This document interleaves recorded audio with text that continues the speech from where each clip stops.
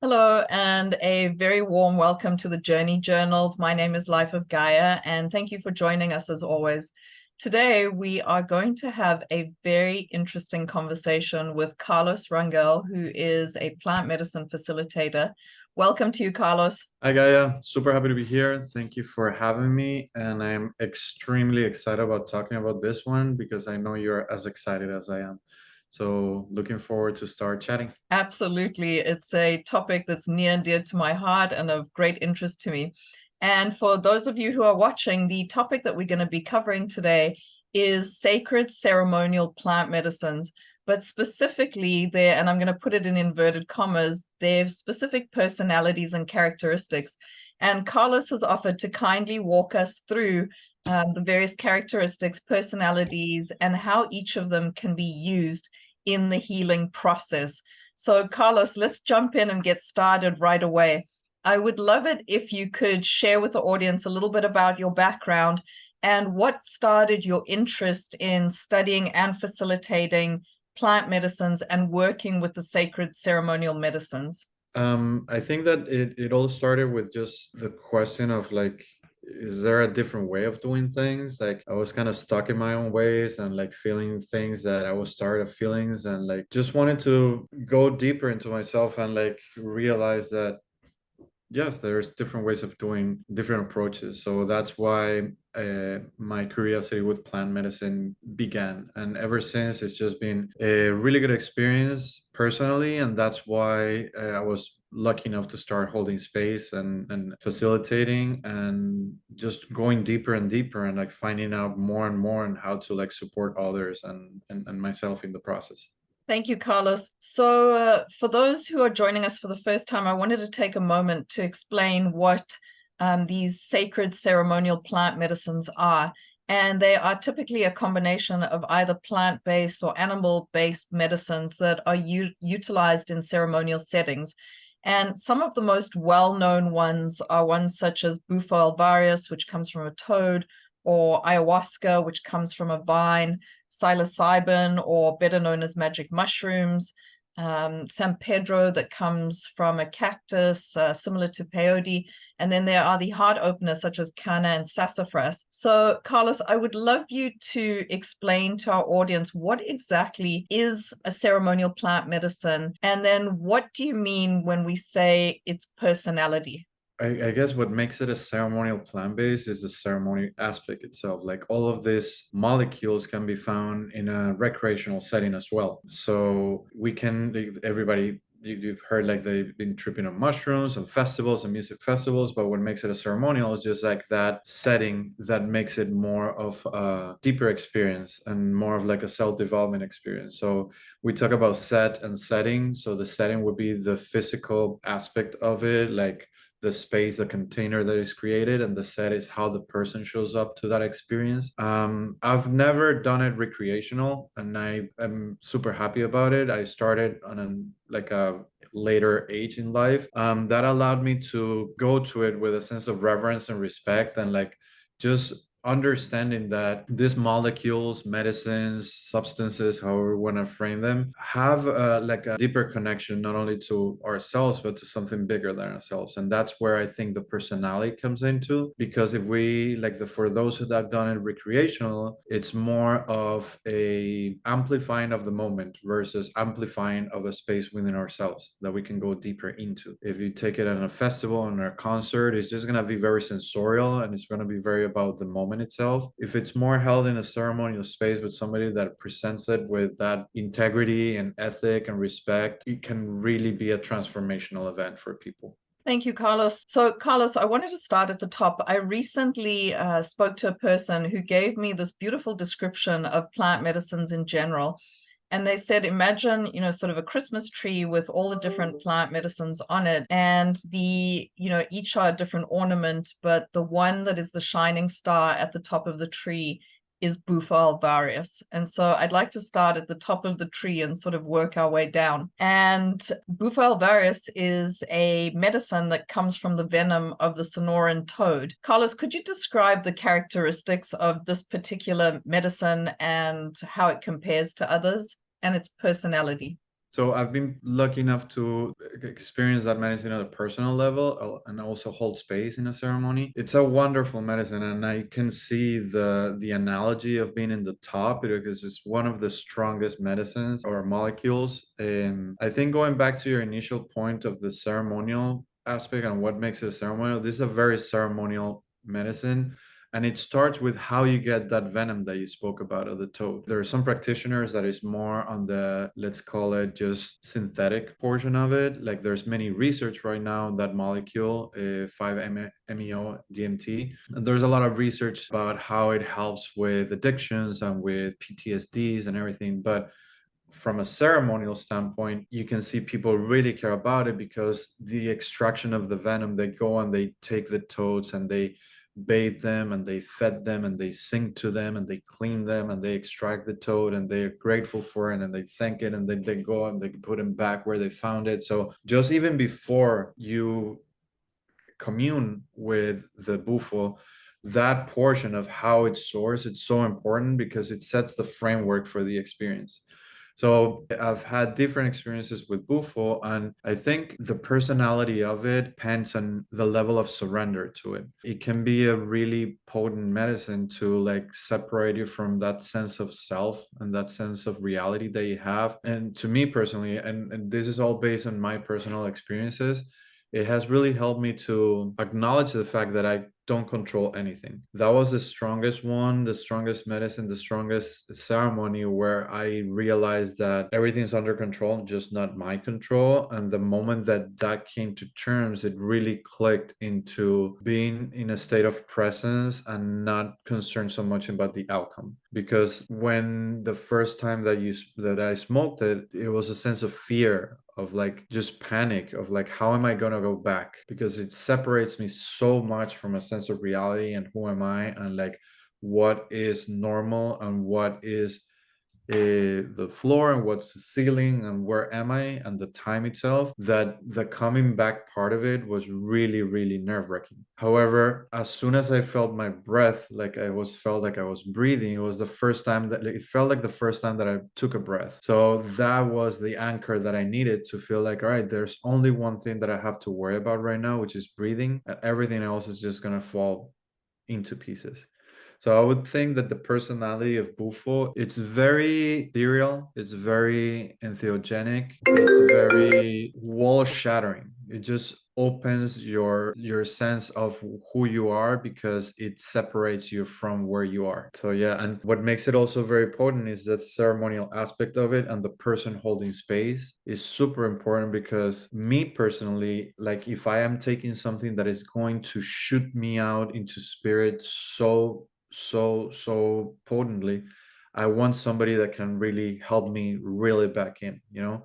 So there's a sense of groundedness that the facilitator needs to have, at the same time being able to just hold that spirit that is being there. So that particular medicine, the personality is really tied for me personally to the facilitator. So if it's based on love and self-acceptance and that we're all love and that we're all connected to one and to source and spirit, that really frames that personality of Bufo. Interesting. And I've heard of a lot of people referring to the Bufo experience as almost a complete disintegration of the self and almost of a dying and rebirth experience. But I've heard it can be very confronting because it's almost like a feeling of completely losing your entire personality and your entire sense of being within the experience. But then obviously all gets reintegrated and put back coming out of it.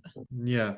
So jumping into, for example, with mushrooms, like psilocybin takes you away from like that automatic response system, like in the front, like in your frontal cortex. So it like essentially takes you back.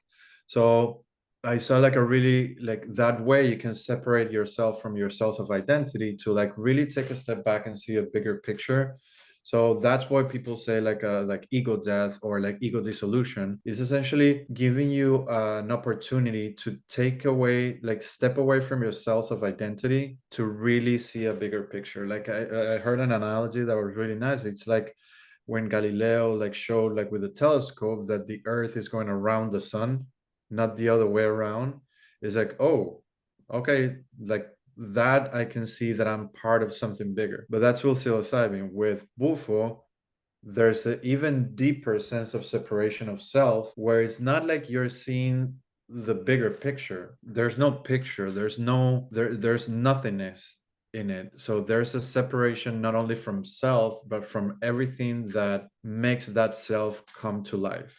Time, space, your body, like everything just dissolves and it becomes and again, personally speaking, it becomes a stronger sense of connection to spirit. So like I essentially became spirit for one moment and then come back to your body and like really come to terms with the fact that yes, I am in this meat astronaut suit right now, but there's something in me that can really connect to that other thing that is bigger than anything. Thank you, Carlos. And moving on to ayahuasca, a lot of people have described the ayahuasca or the medicine as a medicine that has almost a sentient presence, or as if there's a guiding being that one is connecting with. And I've certainly had that experience of it almost being a teacher that I was in conversation with or that I was communicating with. But it's also very well known for being a challenging experience.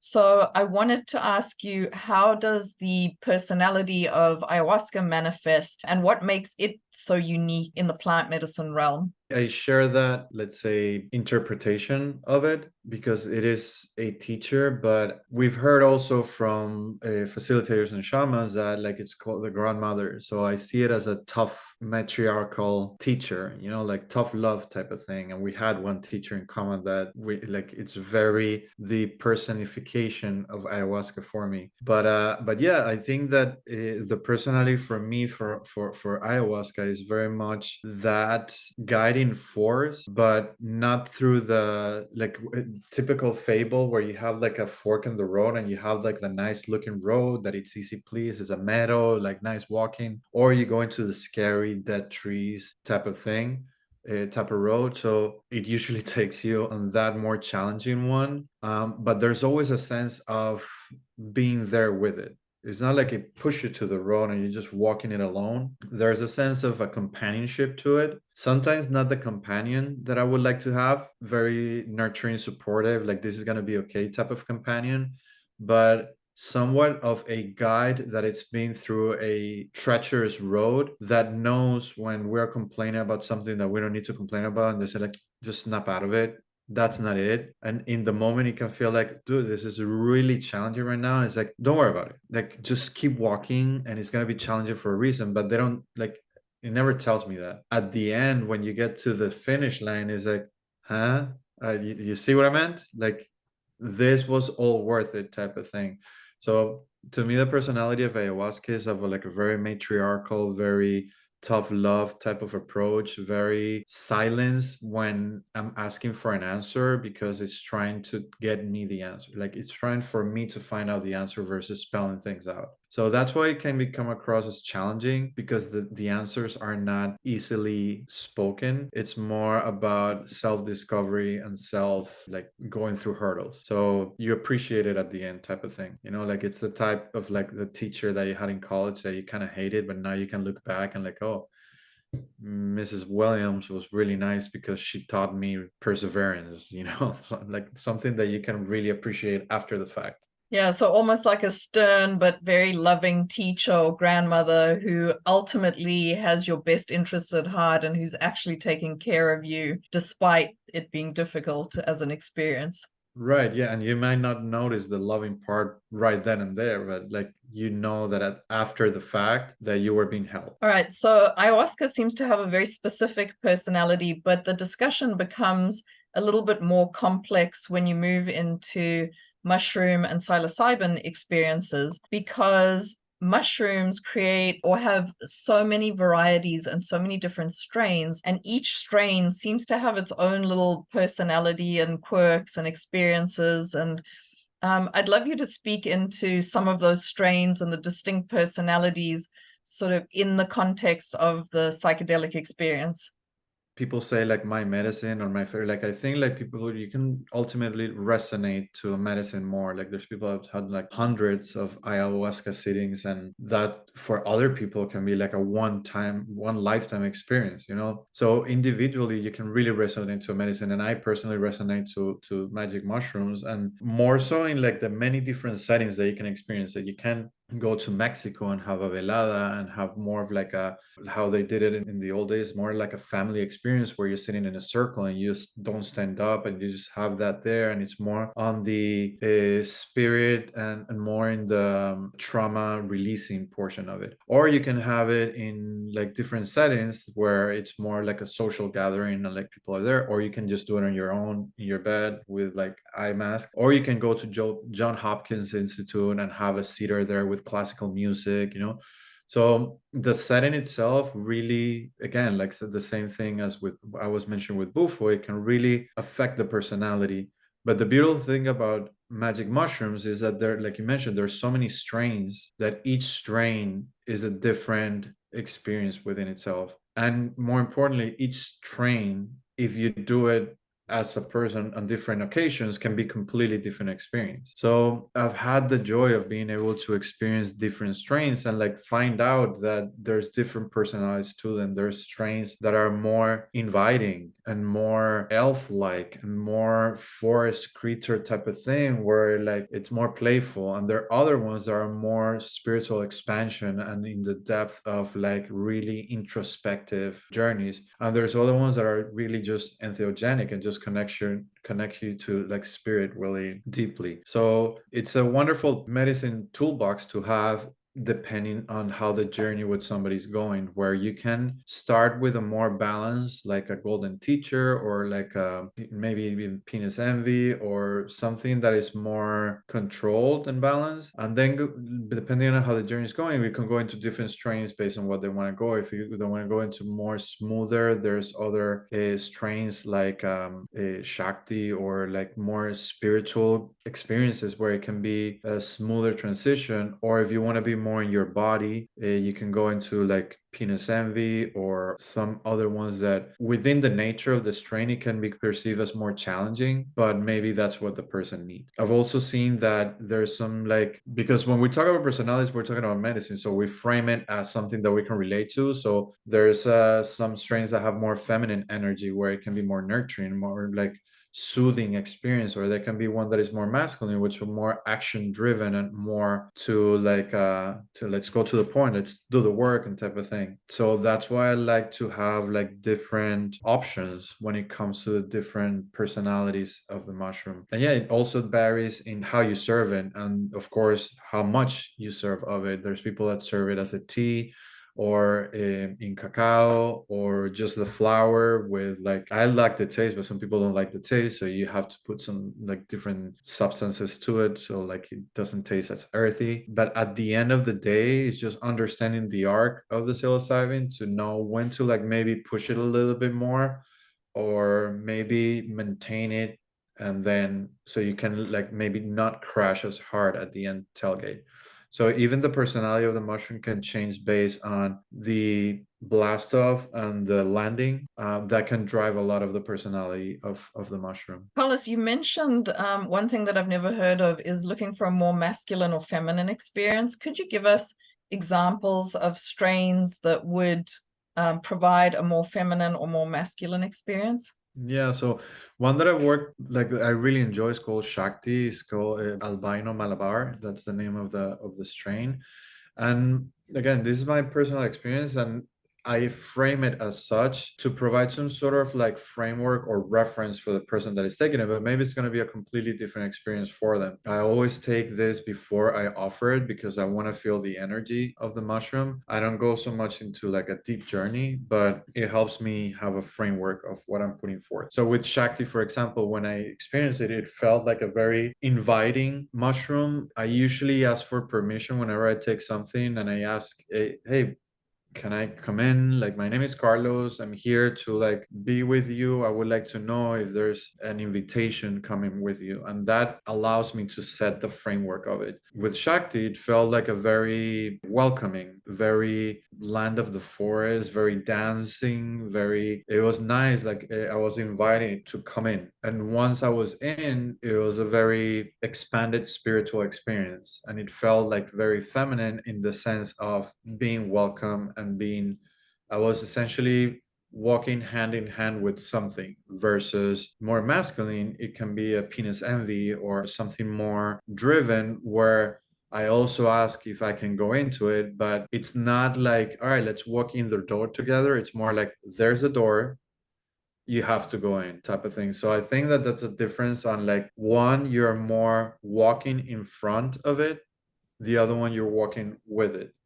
And there's nothing wrong with either. And there's nothing, when I say walking in front, doesn't mean I'm driving the journey, because of course the mushroom itself is going to show me what it's going to show me, but it's for me to deal with it in a more individual way, versus the other one felt like I was dancing with it and I was in it with it, you know. So that's how I say, like, masculine and feminine, and it doesn't have to be anything like gender wise. It's more about the energy itself, of like one being more creative and one being more about manifesting. That's a great explanation. Thank you for that. Carlos, now moving on to the mescaline-based plant medicine, ceremonial plant medicines. There's San Pedro and peyote are the better known ones, or the most well-known ones. And both of them have a very, very rich history of traditional shamanic practices. Could you speak a little bit about their personalities and their uses and how they're used in the healing process? It's fascinating that this one, that peyote and San Pedro or Wachuma, like they have the same active component of mescaline, but they can be so different. You know, like, I've personally experienced San Pedro. I haven't had the joy of sitting with peyote, but with San Pedro, going back to ayahuasca, ayahuasca is the grandmother, San Pedro is the grandfather. But it's weird, like, it's a different type of relationship with your grandmother and your grandfather, where we were talking with like the stern grandmother, but this is the loving grandfather. Like, I had a practitioner that framed it really beautifully, which is like, ayahuasca teaches you how to die and San Pedro teaches you how to live. So San Pedro lasts for about 14 hours. It's a very smooth and it's like a huge heart opener. It just expands your heart and really shows you like how to become a better person, or what's the person that you would like to become, in a very compassionate way, without judging who you are, which is important. It shows you how to live without judging how you've been living. It's also, like you mentioned, it's a cactus. So there's a beautiful ceremonial aspect to it, which is how you prepare the cactus. And there's different ways of preparing the cactus. Of like, in Peru, for example, it's not as concentrated as other places. Had it in both ways, where in Peru it's more like a big gulp of like gooey substance, which essentially they take the cactus and they clean it and take the thorns and they boil it for hours and hours and hours, and they reduce it to this like slimy substance. But that one, it's really a body experience as well, because you can really feel it in your body, and like very connected to your body and to whoever is around. But I've also taken it, which is very ayahuasca looking. It's for like a brown, smaller amount, which is like they really boil it and they really reduce it to like the basic form of it. So you take less of it, and it's less of a bodily experience and more in the heart, and more in like the that connected self-compassion, self-love, and inevitably love with others and compassion with others and compassion to nature and connection to nature. So it's a beautiful medicine. It's a long medicine because the teaching can be really deep and really complex, and it comes in like waves. So you're like, there's a point where you feel like you're not in it, and then it hits you, and it can be triggered by just blades of grass or a tree or a memory. So you can really go into deep process for those long hours. And same as ayahuasca and bufo, the ceremonial itself it's super important because it's 14 hours where the framework of the ceremony is very important. So I've had the joy of sitting with people that really hold that with reverence and with respect, and like with a strong teaching on how to live your life moving forward, and really go deep into where Wachuma comes from and with the story of it and why do people do it, because since it lasts like 14 hours, it's something that you want to do every month. So it's important that the teachings that come out of it are integrated and are applied, because like it's not something you want to revisit so much, because then you're not respecting the teaching itself. It's something that should linger for a long time. And then peyote, like haven't done it, but what I've learned from it and what I've read from it, it's more like a rite of passage type of ceremony where it can take you from one stage of your life to the next one. So it helps that type of like transition of going from childhood to teenage, or to teenage from adulthood, or adulthood to elderhood. So you sit with people and you eat and you eat and you eat, and it allows you to see that next step in your life where maybe it's not as clear. You need that little push, you know? Thank you. Very well explained. May I ask, what did you mean when you say Wachuma? So Huachuma and San Pedro is the same plant, but San Pedro is the Western name of it. San Pedro in English is Saint Peter, and Saint Peter holds the keys to the heavens. And that when more Western people were taking it, that's the name that it was given. But Huachuma is the original name that was given.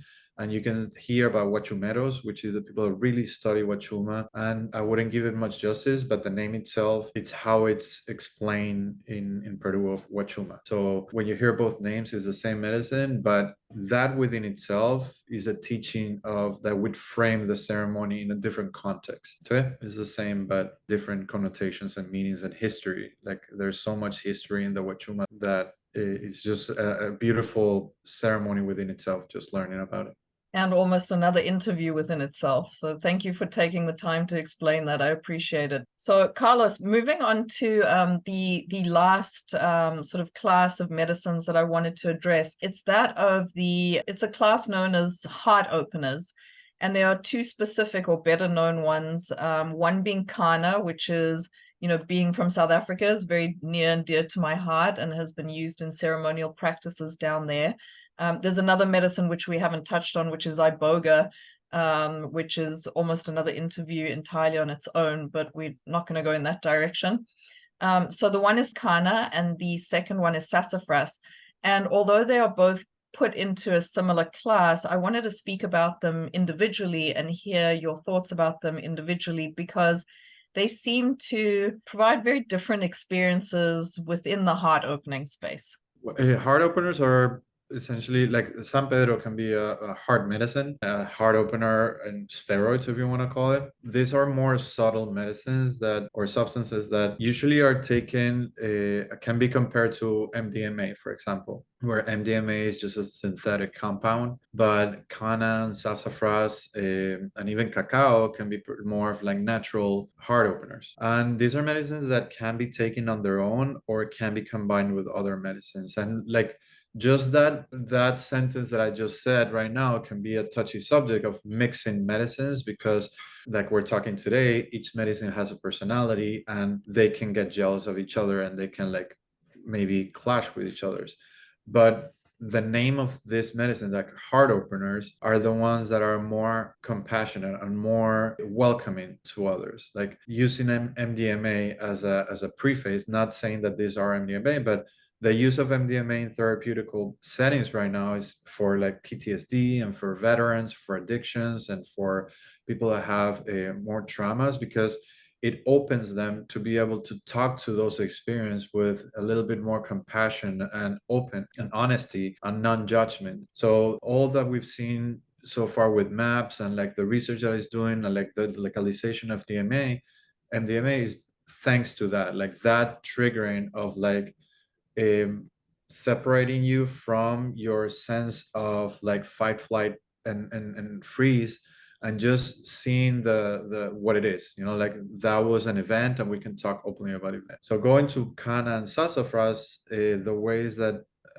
I've been able to use them is with psilocybin, which with mushrooms, we know that it can open that shadow part of us, that like shadow work, that is that like the pieces of us that we don't want to like revisit so much. So if we go with a heart opener, it allows us to open this space of compassion, that if we then go into psilocybin and we see our shadow, it's not as scary, and it's not as judgy, and it's not as challenging. So that's the importance of the heart opener during a psilocybin ceremony. It really opens a frame of that journey. And with heart openers, it's not about the colors or the experience or the connected to spirits. Like, it's about the subtleness that sometimes we can take for granted.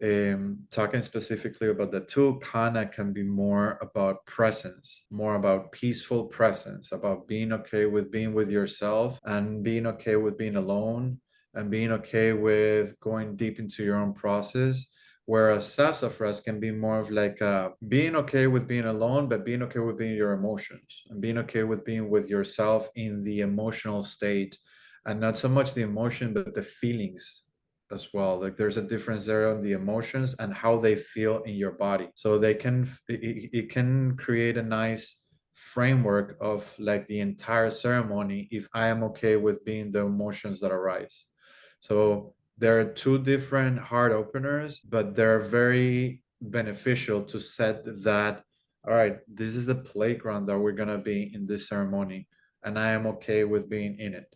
So there are two beautiful medicines and two beautiful supportive compounds to the work that people will embark. And they can be used on their own. They can be used for anxiety, like the Kanna has been used for anxiety, and it has very good results because it doesn't create either an addiction or a tolerance to them.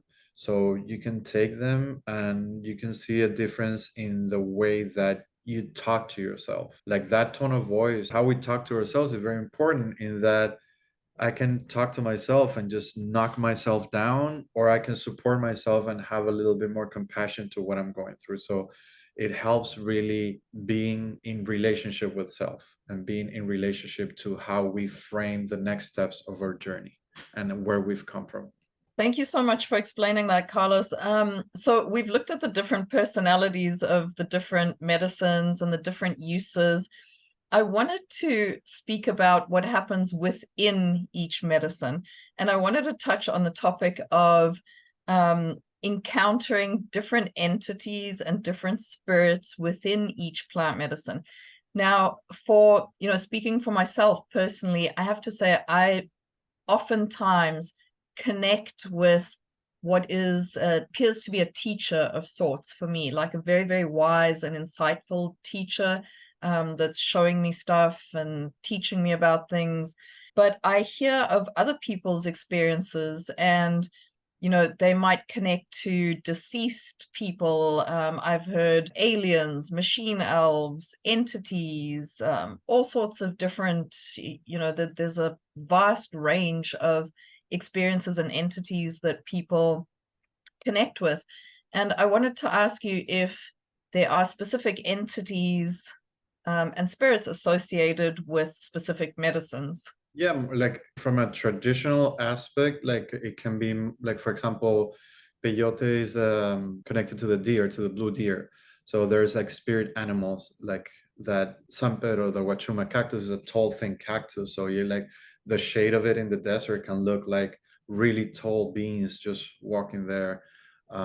Mushrooms, they call them the flesh of God, or the holy kid, the holy children, the Niños Santos, they call it. So they can be portrayed as like elfish type of like foresty creatures. Ayahuasca has this sense of this old lady, like, so, but it all comes down like to stories and to traditions and how those have been shared throughout the thousands of years where these ones have been used. But it all comes down to how that person experienced it. So those entities or those descriptions are ways to explain something that is not explainable. And that's my personal perception. And we can talk about Los Niños Santos and the Holy Kids, and we can talk about the blue deer and everything with much respect and reverence. But these are essentially stories that have been shared throughout the generations that keep the tradition alive. So whatever you gravitate towards to is what's going to make sense to you, you know? And if there's an entity that maybe wasn't based on any tradition, but it speaks to you and it helps you navigate those waters. That's also perfect. Like my experience with ayahuasca can be completely a different experience to ayahuasca that you had. It doesn't make mine right and yours wrong. Yours can really feed mine. Like whenever I hear about experiences of people that I hold space that are completely alien to my own experience, I find it fascinating because it means that even though we took the same substance and the same experience, the same setting, the same sitting, we're two different people with same different backgrounds and different, not only an individual background, a generational background, that there are things consciously that we are not even aware of, like colonization, how like drives us to who we are now, or different lives that we were like maybe come up in that experience that we were not at all aware of. Like we were maybe a woman in another life that was put through like that we were a witch and we were burned, like, but now I'm just a 43-year-old man in Miami that has nothing to do with that, but that kind of framing who I am. So all the entities that come into are welcome, and more importantly, they're entities that are, like, in my perception, they're entities that are based on spirit. Sometimes they can be like that conversation of like this entity came and like spirit came and it wasn't invited. We have to remember that even though we're flesh and bone right now, we're spirit as well, so we have a say in how spirit, in like, we connect with spirit. So we are co-creating with these entities. They're not kidnapping us. They're not taking us to their own, to whatever they wanted to do with us. We have a say in the matter, and the experience that are being created are created by two entities because we're also an entity. So I find that fascinating, just to like realize that we can talk to these medicines, that we can sell, like, hey, if it's a little challenge, you can say, let's go slower, let's do this gentle, let's do it with love. Like, we cannot drive what the medicine is going to show us, but we have a say in how we go into it. And that's something that I tell people, that at the end of the day, yes, we have to let go and surrender to the medicine, but that doesn't mean that we don't have a say in the matter. We can always ask for it with a lot of respect and a lot of compassion. So like, hey, I'm being challenged right now, can you please treat me with a little bit more care and compassion? Maybe it's going to say yes, maybe it's not going to say no, because they want you to push you to see something that maybe you don't want to see. But at the end of the day, it's a conversation. Is that asking for permission? Is that asking for, what are you going to show me? Is that like, teach me what you're going to teach me, but can you please do it with a space for me to welcome it?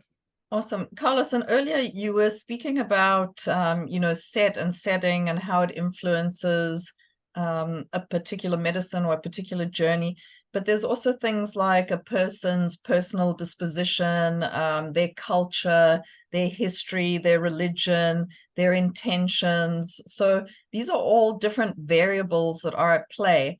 I wanted to ask you, how does one go about choosing the right medicine for their specific needs and goals? That's an interesting question, because to your point, like, it's set and setting, but even if it's the same set and setting, where you're coming from, like, we're always changing and evolving beings. So even if you commune with the same medicine, with the same setting, and a control set, like, set is how you show up and like everything that you bring into it. So that's the one that is trickier to keep the same. But it's important also to take in consideration everything that comes into it that maybe is not fully present, like your generational baggage, like your traumas, your, maybe you want to go into a journey and like you have a clear intention of working with the relationship with your mother, but the medicine is going to show you, like, before you do that, you have to look at this aspect of yourself, so you're ready to do that. So when setting intentions, it's important to have it as a North Star, but knowing that that destination, we can get there, but maybe not now. So that's a part of the surrendering to the medicine that is important. Like, yes, we can have an intention, but it's open to how the medicine wants to go about it with that intention, And to your question of what medicine to take, I think it's important to know what you're being called to do. Like, that's a phrase that we hear a lot, like, hey, I'm called to doing ayahuasca, or I'm called to doing San Pedro.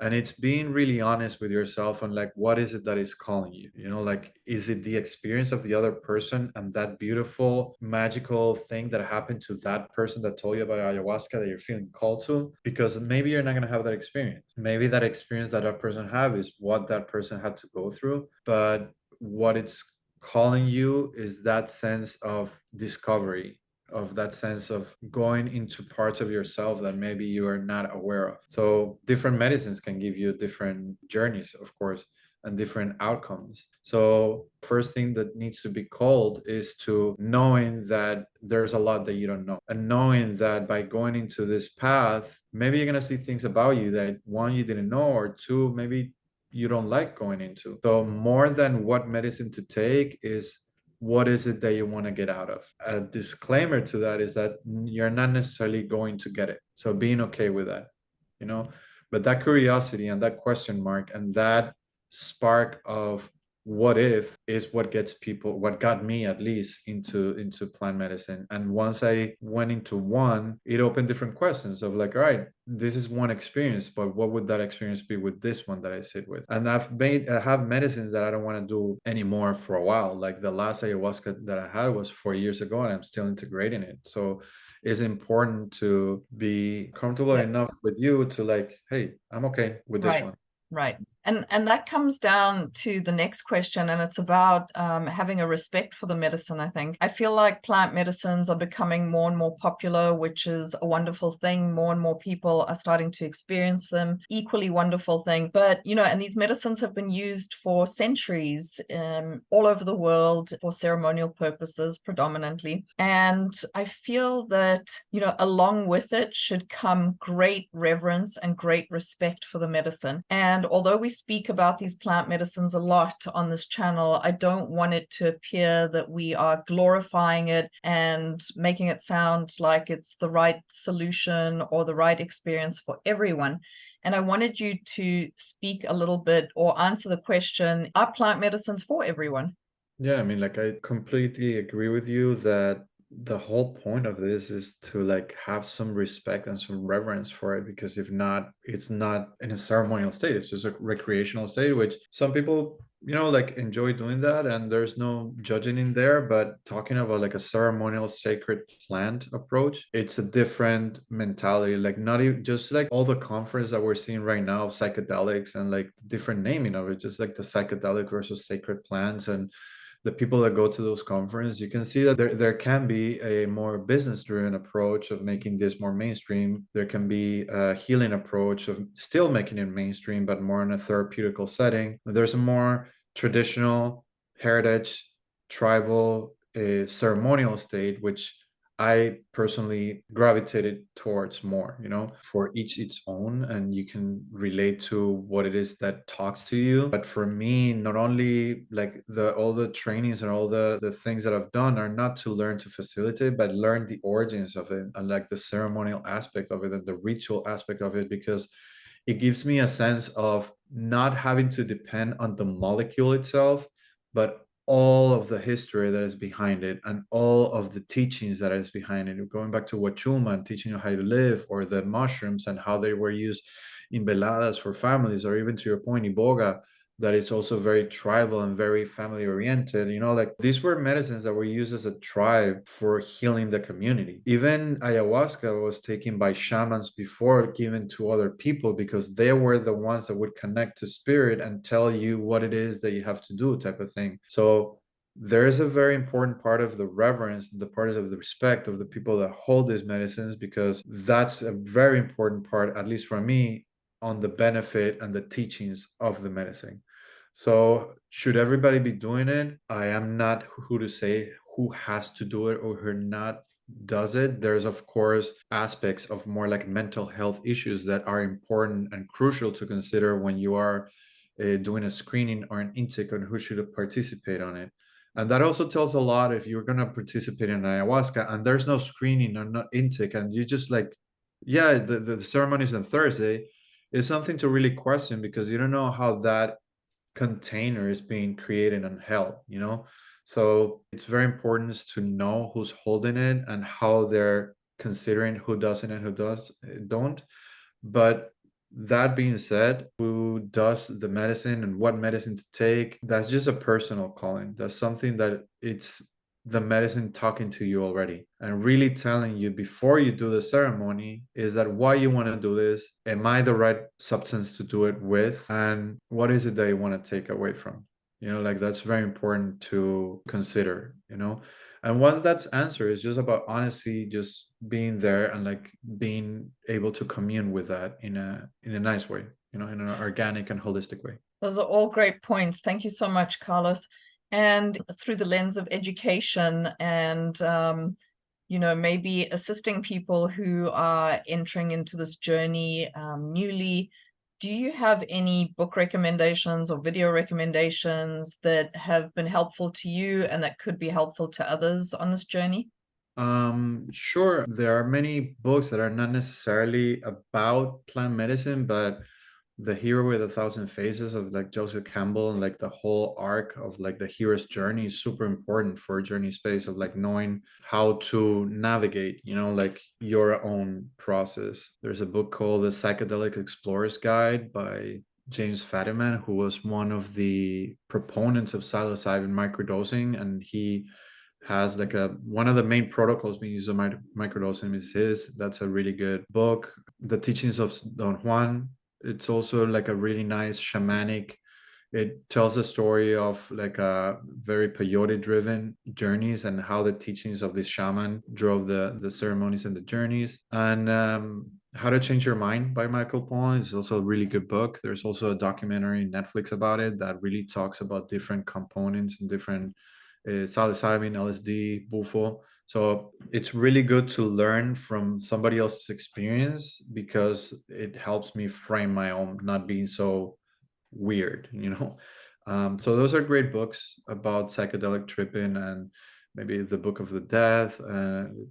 It's also a really good one. Those are really good ones to start with. Thank you so much, Carlos. And in closing, what is your message to the world around plant medicines? There can be really amazing allies. So it's important to treat them with reverence and respect the same way that you would treat a person that is helping you.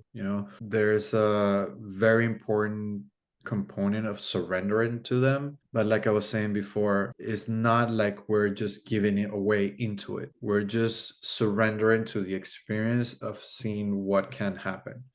So there's an important way of letting go, but there's also a balance of like being true to being able to speak up and to know that, like you were saying, Gaia, there's entities, there's personalities, there's a way of life in all these medicines that we can talk to and we can relate to. So my main thing would be saying like speak to them, present yourself, introduce yourself, ask for permission, ask for compassion, for gentleness. And that's a beautiful way of like going about it into a ceremonial plant medicine experience. That's a beautiful message. Thank you, Carlos. And speaking of speaking, I would like to thank you for agreeing to have this conversation with me because, we speak about plant medicines and for the most part, they are still illegal in, most countries. And so I want to acknowledge you for sharing your personal experiences so candidly, because I think for you and for myself, there is a degree of having to stick our necks out in this conversation. But I feel that the conversation is so important to humanity as a whole that I feel probably like you, I'm willing to stick my neck out to have these conversations. And I want to say thank you for sharing your in-depth knowledge. I get your passion for the topic.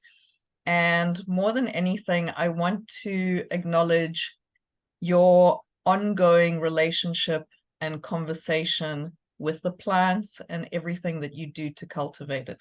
Thank you. Thank you so much. And I think that these conversations happen because we share some important values when it comes to plant medicine, and that respect and the reverence is something that I feel in you like super strongly, and that has been like a very inspirational portion for me. And also to what you were saying, like these are substances that are not legal, so it's not like we're inviting any illegal activity or anything to participate. Like if you're called to do it in a place where this is legal and where you feel safe about it. Like all this passion and all this sake of knowledge for me personally is to have this knowledge when thankfully it's going to become legal soon and we can openly offer this to people to heal or to go through traumas that they're going through. So Luckily enough, in Oregon, it's legal, in Denver, it's legal, and DMA is looking promising with maps and with all the research that's been doing. Psilocybin, it's also in research, like what happened with cannabis, even though it's not considered a sacred plant like we're talking today, but all that progress that has been done is super important. So this is mainly in preparation for when that inevitably happens, that we can be as open and not feeling like we're sticking our necks. But in the meantime, this space that you have open to have this candid conversation is super helpful, not only for me personally to just speak up of something that I'm passionate about, but whoever finds this video and sees it and resonates with it and can find some safe container, legal container to practice this and to go in deep with communing with the medicine. Thank you, Carlos. I appreciate you saying that from the bottom of my heart. And so for those of you who have joined us on this interview, and if you'd like to get hold of Carlos, please put your comments below. I'll also be sharing the link to his website. I highly encourage you to get in touch with him. Also, if you have found the content valuable or helpful, please like, share it, comment, send it to other people. It definitely helps us get the word out and get the message out and get the information out. And we'll also be posting links to other really, really interesting interviews that we've done with Carlos around topics like integrating plant medicines and looking at it more from a specific, more detailed perspective in something called the 7 dimensions. And we will be soon recording other interviews that are going to look at, shining a light on shadow work, something that is very near and dear to both of our hearts. So looking forward to all of that. And again, please like, share, and comment, and looking forward to seeing you in the next one. Thank you, Carlos.